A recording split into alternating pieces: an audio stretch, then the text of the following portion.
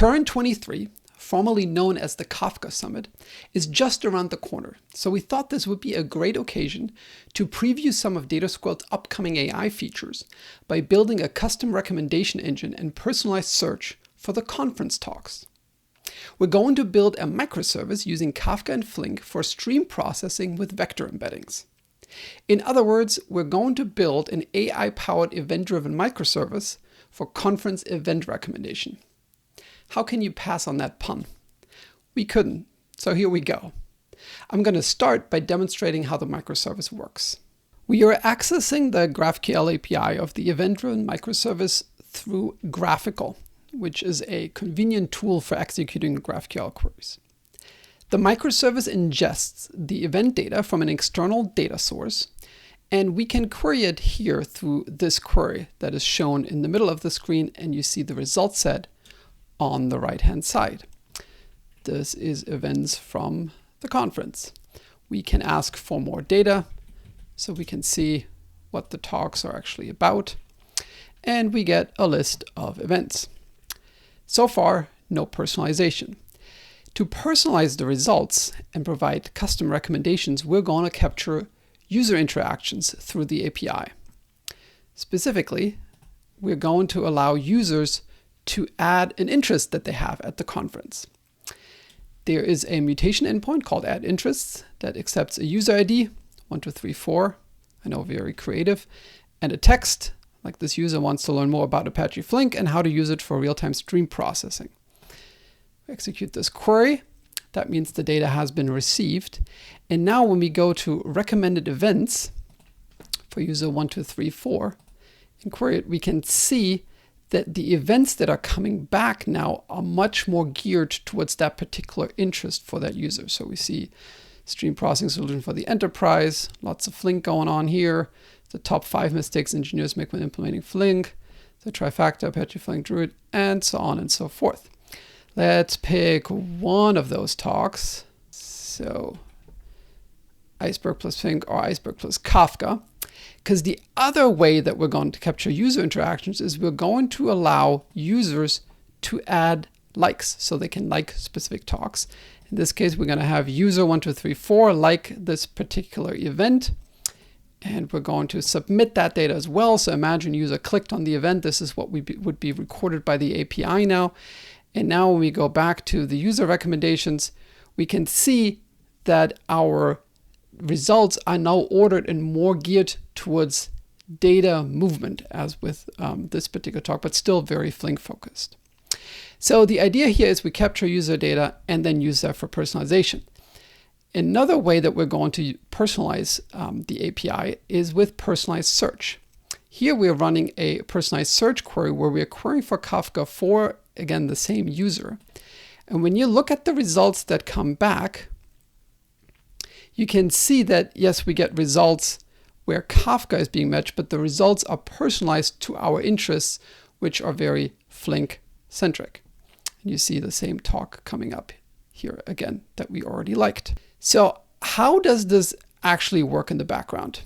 Let's take a look at the architecture of the microservice. This diagram shows the architecture of our event-driven microservice. The microservice has 4 components. We have the GraphQL server that serves the API. We have Kafka, which is used for event storage. We have Flink for event processing, and Postgres for result data querying. The way that the data flows is that we have the mutation endpoints up top, where we capture the likes and the add interests through the mutations. That data gets then put as an event onto a Kafka topic.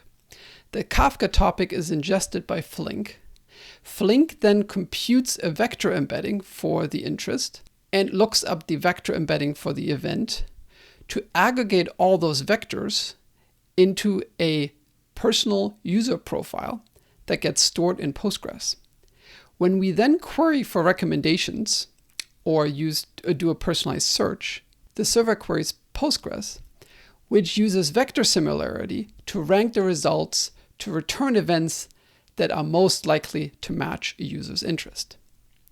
In addition, Flink is also ingesting the events from an external data source, storing them in Postgres so that the GraphQL server can return them. To summarize, the GraphQL server accepts incoming data, puts it onto a Kafka topic, Flink processes it, Postgres stores it, and then the server queries it out of Postgres to return the data on request. We implement this entire data service in just 50 lines of SQL code.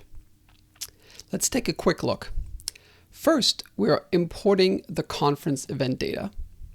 We are also importing the likes and add interest events that are coming in through the GraphQL mutations. Finally, we're importing some functions that we'll use in our processing.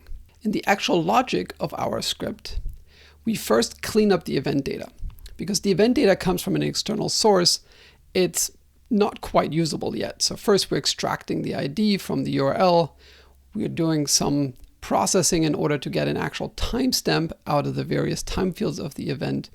But the real magic happens here, where we're computing a vector embedding for the full text, which is the title and the abstract of each conference talk. We're using Onyx, which is an AI runtime that allows us to efficiently compute vector embeddings. And we're using a model that we quantize, which means it runs efficiently on a CPU. We're using a pre-trained model here that's been trained on a large corpus. And you can take a look at the blog post for how we arrived at that model. Now we're deduplicating the event stream so we get the most recent event. And then we are processing the user interaction data. First, we're computing an embedding for the user interests. Then we are retrieving the embedding vector of all the events that the user has liked. We combine all of those vectors into one stream called the user interest vectors. And then we aggregate those user interests by user and user ID by computing the vector centroid. So that gives us an aggregated view of what the user is interested in that is semantically relevant to that person. We then later use that centroid to compute the similarity to the queries and events that are returned by the recommendation engine and the personalized search. We're also doing some aggregation of the user likes, so we can do some straightforward analytics of how many users have liked a particular event, and we're returning that data. Finally, we are implementing the 3 endpoints. We're returning all the events that the user has liked. We are returning recommended events, which are those events that have the highest cosine similarity between the embedding of the event and the user interest vector that we have computed. Similarly, for the personalized search, we are taking the query to execute a text search against the title and abstract, and then we rank the returned results by cosine similarity using the interest vector that we computed. And here's the best part. The open source DataSQRL compiler takes our script and compiles an integrated microservice for us. The compiler generates deployment artifacts for Kafka, Flink, Postgres, and the GraphQL server that ensure the data flows smoothly between those components. DataSQRL eliminates all of the data plumbing that goes into building event-driven microservices. You don't have to implement the data loading, the schema mapping, data models, queries, and all that other stuff. Just one SQL script and an API specification, and DataSQRL handles all the rest.